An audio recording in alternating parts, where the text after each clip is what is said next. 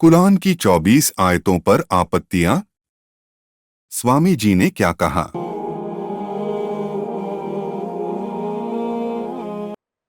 पत्रक में दी गई 7वें क्रम की जो आयत है वो मैं आपको बताने जा रहा हूं।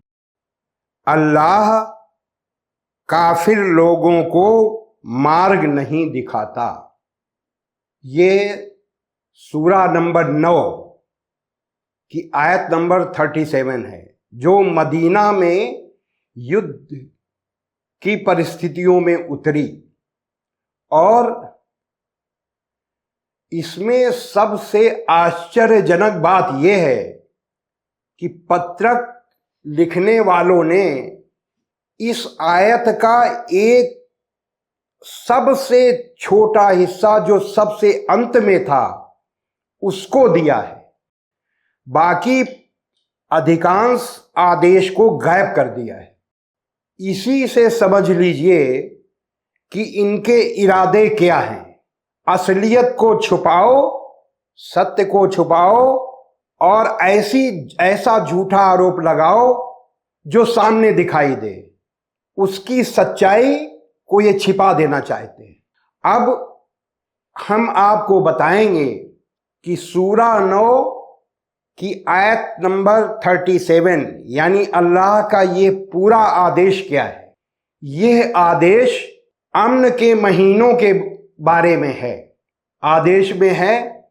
और अम्न के किसी महीने को हटाकर आगे पीछे कर देना कुफ्र यानी अधर्म को बढ़ाता है।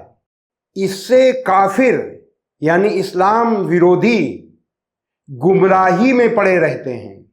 एक साल तो वह उसे हलाल समझ लेते हैं और अगले साल हराम, ताकि अदब के महीनों की जो अल्लाह ने निश्चित किए हैं गिनती पूरी कर लें और अल्लाह ने जो मना किया है उसे जायज कर लें।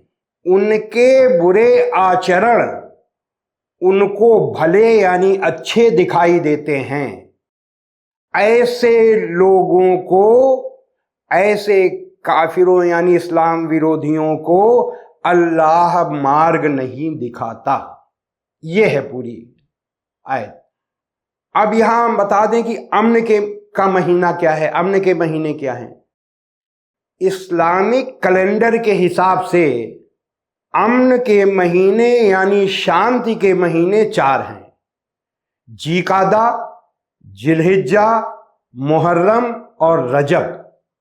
इन 4 महीनों में अल्लाह का आदेश है कि पूरी कोशिश करो कि शांति रहे, किसी से लड़ाई झगड़ा ना हो, जब तक कि आपकी जान का खतरा न हो जाए।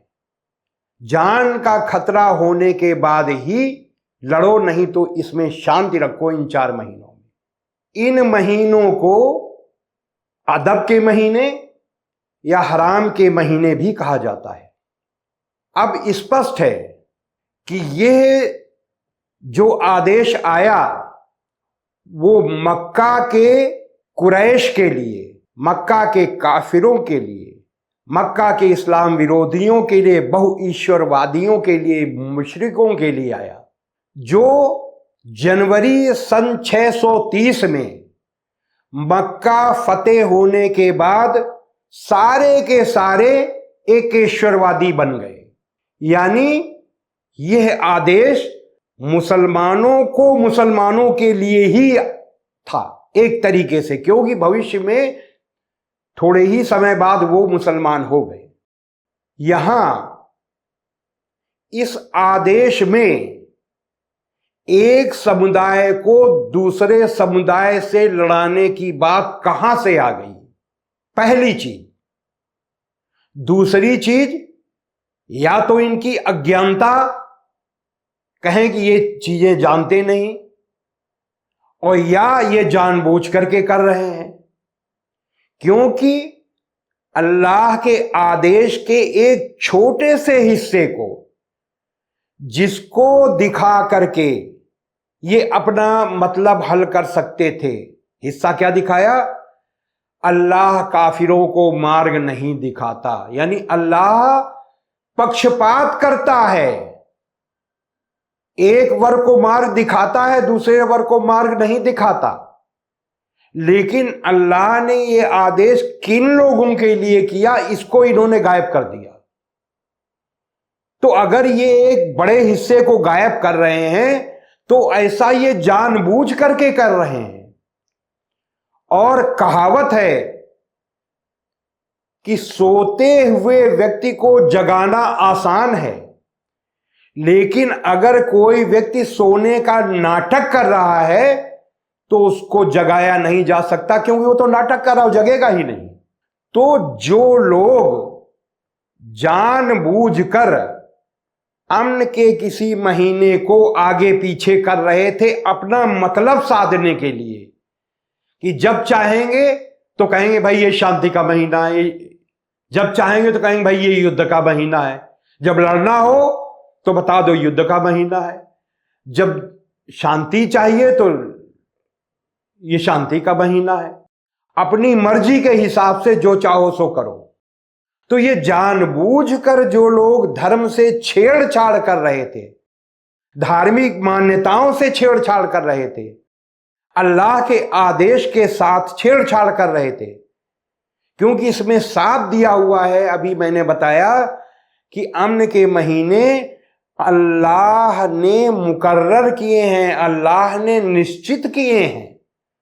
तो अल्लाह के आदेश के साथ भी ये छेड़छाड़ कर रहे थे, जानबूझ करके कर रहे थे, अपने फायदे के लिए कर रहे थे कि जो अल्लाह ने मना किया है उसको हम जायज कर लें। तो ये जो जानबूझ करके सोने का नाटक कर रहे थे, उन लोगों के लिए कहा गया कि अल्लाह ऐसे लोगों को मार्ग नहीं दिखाता, क्योंकि ये मार्ग देखना ही नहीं चाहते। तो अब खुद ऑडियंस तय करें कि झगड़ा अल्लाह के इस आदेश में है कि पत्रक लिखने वालों के दिमाग में है। अब तय आपको करना है। इसके आगे पत्रक के 8वें क्रम में जो आयत दी गई है वह है